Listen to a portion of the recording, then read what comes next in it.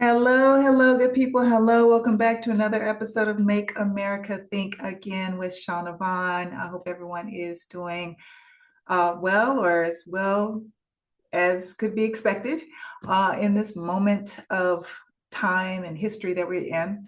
I want to point out down below that I have my correct spelling of my name. You have my IG information there. Facebook is the same thing. And then for this week, I have defiance.org/reporters. And this is how you can go and support independent journalists, specifically the two journalists that were arrested this past week, which I'm going to talk about in a different episode. Because we now know that there's a target on journalists, especially independent journalists. Again, I'm going to talk about this in another episode as to why. But make sure that we are supporting our independent journalists when these legal issues come up. I mean, everybody is not as wealthy as a Don Lemon. Not all journalists are. So we want to make sure that we are supporting them in this fight. So please go to defiance.org/reporters and make a donation. $5, $10, $25, hundreds of dollars if you have it. I don't care. Just make sure that we are supporting them because the regime is going to try to take them out first. So we need to make sure that they can take care of their legal fees. Okay, so for this episode, we want to catch up on what was released in regards to the Epstein files. And I will say this very quickly because, like I said, I'm going to talk about journalists in a separate video. But the journalist, what happened with the journalist and the two other individuals from Minnesota, as far as them being arrested, was basically a bait and switch. Like, look at my right hand because I don't want you to look at what's happening in the left. What was happening on the left was the drop of these new Epstein files. So on Friday, there were 3 million more Epstein files were released, 180 photos, 2,000 videos, and then 3 million pages of documents. And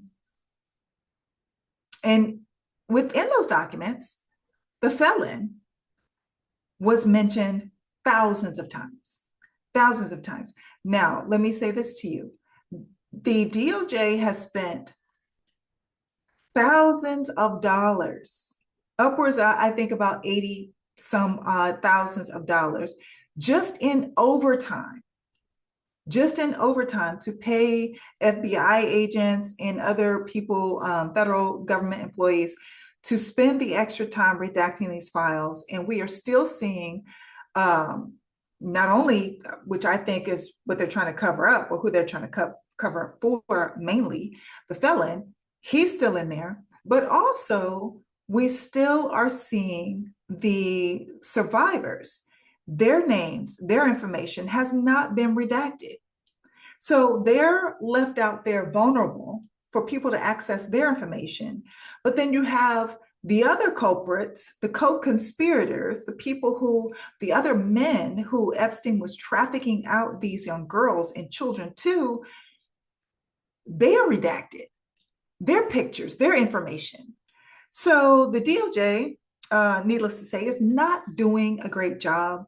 And I'm quite sure that's intentional. Also, the way they upload it, it makes it very difficult to go through and find information, which is why I haven't, it's so much, first of all.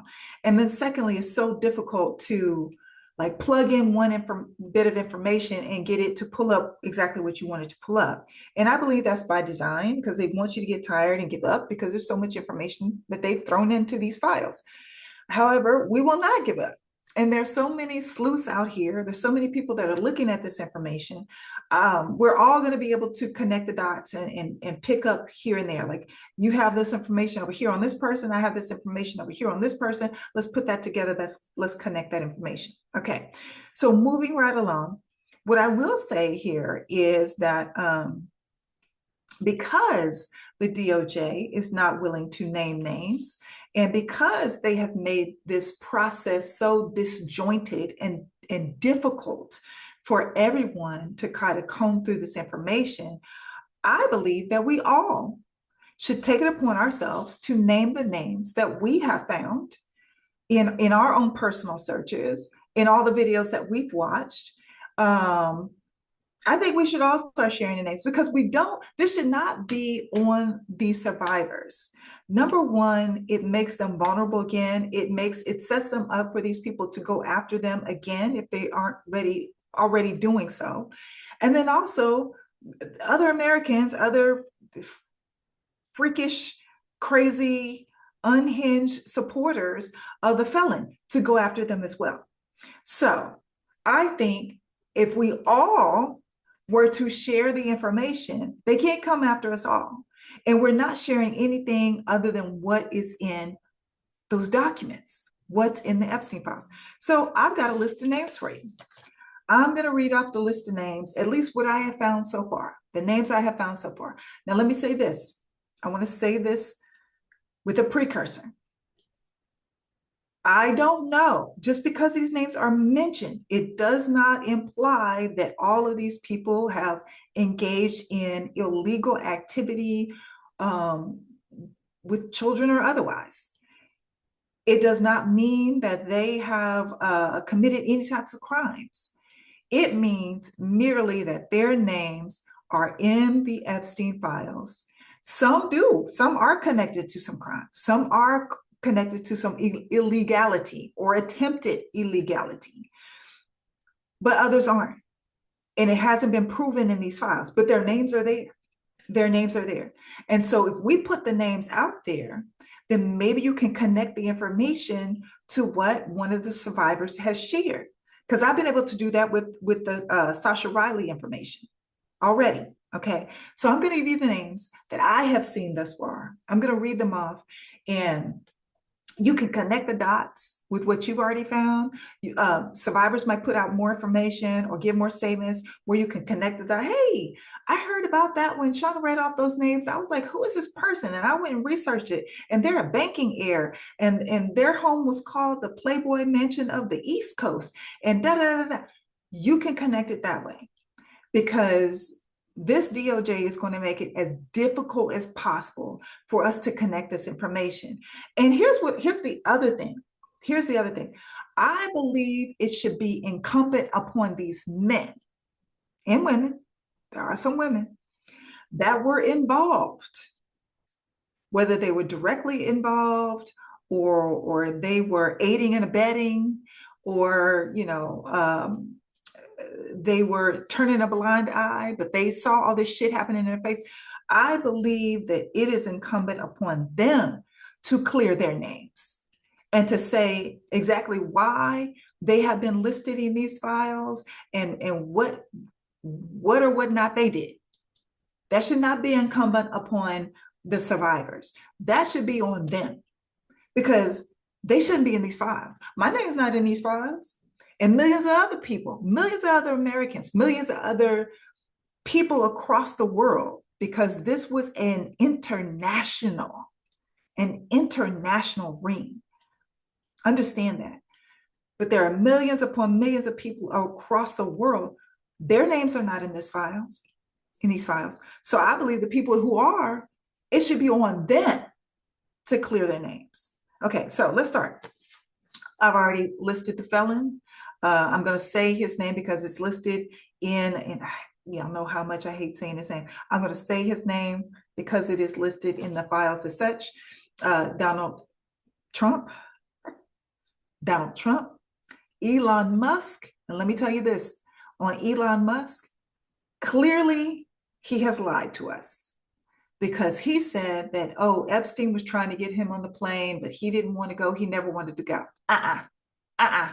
There are several emails in these files that prove the contrary. Howard Lutnick, currently serving in this administration, same bullshit. He went on some podcast and talked about how he and his wife talked to Epstein and they were both grossed out and they never saw him again. Lies. There are emails of him trying to get meetings with Epstein. Apparently Epstein donated $50,000 to some cause or charity that Lutnick was supporting. So No. And also, Lutnick was trying to get on the damn plane. So Lutnick lied publicly. Lutnick should have to clear his name. Bill Clinton, again, Bill, you need to step to the front of the congregation and explain. You got some splaining to do. William Barr, the AG in the felon's first administration. Yeah, William Barr. William Barr also is the same person who connected Epstein with his job at the Dalton School. Because why? Because William Barr's daddy was the principal at the time. Do y'all see how all these people are connected? They're all connected. They keep it in the family. As a matter of fact, speaking of the family, one of the survivors or one of the complaints did say that Ivanka, the Junior, DJ Junior, and Eric were also at one of the parties. So they are literally keeping it in the family. Bill Clinton, Will Barr, George Bush, George Baby Bush is listed doing some nasty things. You should check it out. Just go in and put their names in the search bar. When you go on the DOJ's website, it'll pull up the information for you. Trust me. Lisa Marie Presley, now deceased, but interesting to find her name listed. Larry Summers has been spoken about, has stepped down at Harvard. We know about his involvement. Sir Ivan Wilzig. So Sir Ivan Wilzig was apparently or is apparently a banking heir. I haven't done my research on this individual, but this individual threw parties as well. And his home was known as the Playboy Mansion of the East Coast. Imagine that. Sir Ivan Wilzig. There's a Kurt Schmidt. Haven't been able to research him. Apparently, Steve Bannon had a closer relationship with Epstein than he let on, because there were frequent conversations between the two of them about being here, about traveling there, about picking me up in your plane, about is this person going to be in Paris? This woman or young lady, is this individual going to be in Paris? Oh, I thought she was going to be here. So there's a lot of conversation that transpires between Steve Bannon and Jeffrey Epstein. That's worth looking into. Sammy Sosa. Yeah, Sammy Sosa, I can only find him connected to one of the parties. You can do some more digging, see if there's more information you can find, but it was just an interesting name that popped up to me. Prince Andrew, of course, we know his connection. We know his dirty deeds. We know that he's been pretty much excommunicated from the royal family at this point, and we know what Virginia Giuffre has written about him in her book.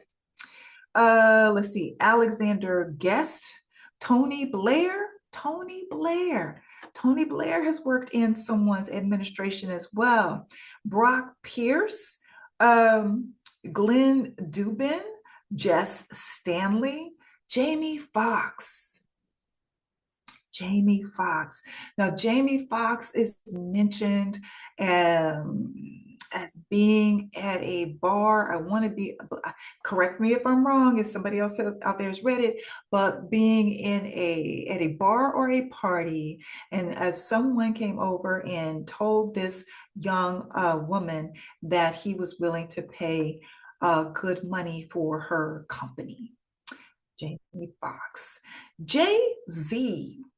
Sean Carter is listed in an allegation of a young, I believe, underage girl at the time, and her waking up to seeing Jay-Z and Harvey Weinstein. That's an interesting combination, don't you think? Hmm. Hmm. Brett Ratner. Yes, the same Brett Ratner who just directed Melania's film that's flopping at the box office. That Brett Ratner. No, we already knew that he was a sexual predator. There have already been allegations made against him, but there is a photo now that is floating as surfaced on the internet of Brett Ratner Epstein and what appears to be a young underage girl um, who her face has been redacted. Yeah, that photo's out there. Michael Bay has already been listed. Speaking of directors in Hollywood, Michael Bay has already been mentioned. I just felt like it was worth mentioning him again. Leon Black, I believe in banking, I want to say. Leon Black is actually listed a couple of times. Now, let's remember when I talked to you about Les Wexner. And remember when I said it's perplexing to me why Wexner would turn over all his money, would sell Epstein one of his this immaculate property or this huge property in New York for like $1 or $10 or something like that, would sell him a big ass plane for about the same amount. Why would Les Wexner do this for another man? Well, it is clearly written out in the files that Les Wexner did this because Epstein would service him sexually. So that clears all that up.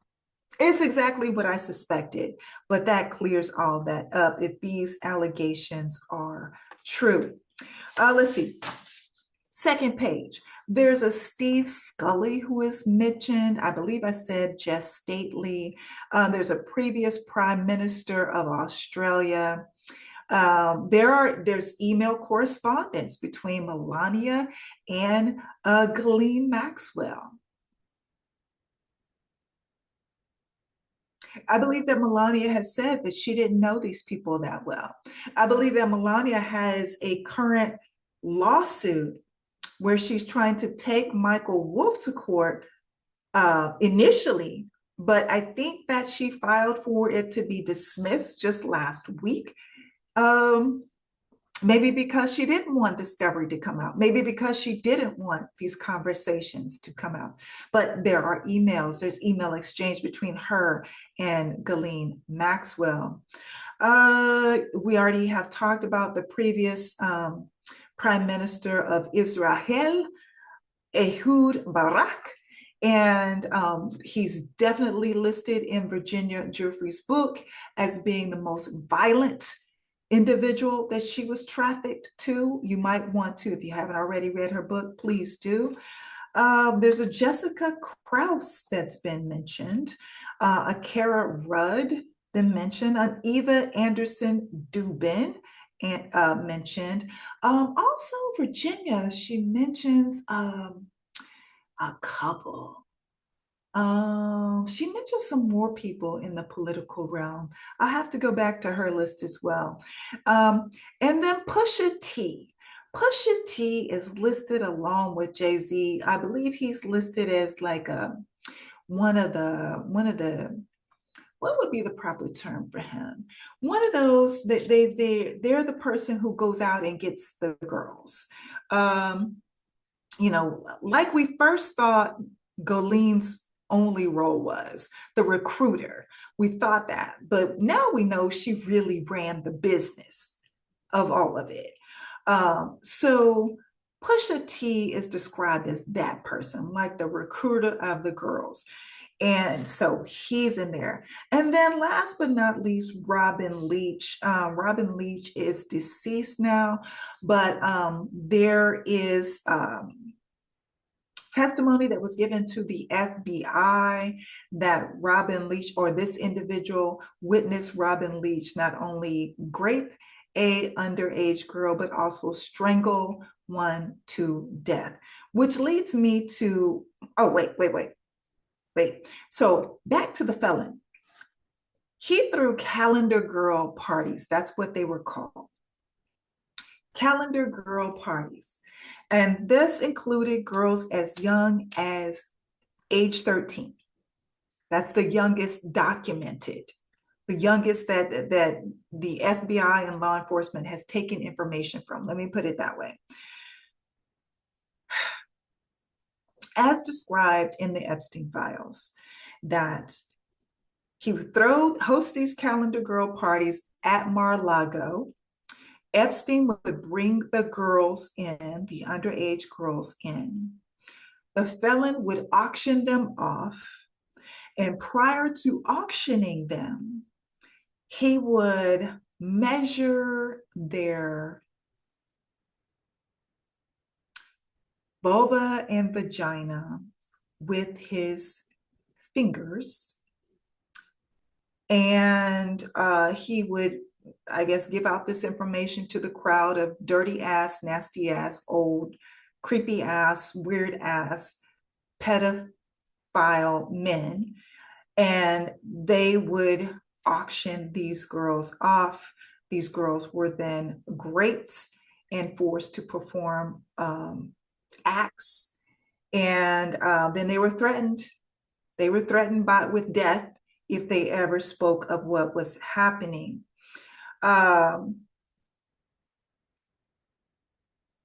There were in the files, there was testimony from people who have witnessed these things, witnessed these orgy parties, witnessed and or heard about or were threatened with, being taken out and buried in places like other children who spoke out. They were threatened with that, and we have already heard that from several of the survivors, them threatening the survivors themselves or their family members. And that is where the extreme fear came from as well. And then also I want you to remember, and you can go back and look at the video that when I spoke about Rena O's interview that you can find online for yourself. Rena O also spoke of these stalls, is how she put it. She said it was like stalls of, like if you were holding horses in a barn, but the walls were lower to where Epstein could walk the men through and they could inspect the girls, I guess prior to bidding on them, and then they were taken up to another floor. I'm connecting dots here, and it sounds like that's where the felon took over, and he would measure these girls, give descriptions of these underage girls, and then they were auctioned off to these wealthy, nasty ass sickos. I'm just trying to help you connect some of the dots here. So the two things I have to say about all of this is, like I've already said, all of these men, these dirty ass, nasty ass, creepy ass pedophiles in the Epstein files, male or female, they need to clear their names. It should be on them to clear their names. And the second thing I have to say, there's a statute of limitations on a lot of this, the sexual allegations of it all, but there's no statute of limitations, to my knowledge, to this day in America, in any state in America, on unaliving someone. So what I want to say is, maybe because there are several allegations of children being unalived and buried on ranches, on golf courses, thrown in rivers, etc. Maybe because we know the DOJ is not going to do this. We know that Pamela Joe is not going to do this. She protected Epstein back in the 1990s. She protected the felon with the Trump University fraud. We know Pamela Joe's not going to do anything. We know the DOJ is not going to do anything. But what if the states individually took up these cases, these child death cases, and they did their own investigations? What if they went to judges and got warrants so they could go on these golf courses and they could go on these ranches that these individuals own, or where these children are said to have been buried, and do a proper investigation? Grab some cadaver dogs, get them out there, and then if it's found that it's deemed necessary, the cadaver dogs find something, then start digging. wherever that may be. And I would suggest that they start with Rando Palos Verdes, the golf course that the felon has right here in California. Start there, because there is one of the survivors says that she was threatened by his staff, by his security staff, that if she didn't keep her mouth closed, she was going to end up buried on this golf course, just as a 12-year-old who decided to speak out about what was happening to her was buried on that golf course. And why do I believe this to be true? Number one, I believe survivors. But number two, it would also explain why the felon was so comfortable in burying his previous wife and the mother of his children on a freaking golf course. I think she's on the Bedminster golf course. It would explain why that made sense to him if they were already burying children's bodies on these golf courses. Does that make sense to you? So those are the names that I have found thus far. I will keep updating the names. I will keep speaking the names. I will keep putting this information out there, because it should not be on the survivors to do this. The DOJ, apparently they are not going to do it. The DOJ has come out and said, this is it. We're not releasing anything else, which is some bullshit. And they should all be held in contempt of court, because this is a law that their boss was forced to sign, but he signed it. So it's a law now. So they say that this is going to be the last tranche. It's not going to be the last tranche. Trust me, somebody's going to leak the rest. But in the meantime, in between time, and if there's any lawyers, if there's any attorneys, drop the information in the comments if you know if this can be done, because this is my theory, and this is a way that I think that there can be some sort of justice for these children and some sort of accountability, is if these deaths were able to be researched on the state level or investigated on the state level. And if they find these allegations to be true, then go after these people for murder. Murder. There's no statute of limitations. And these babies, these children deserve justice.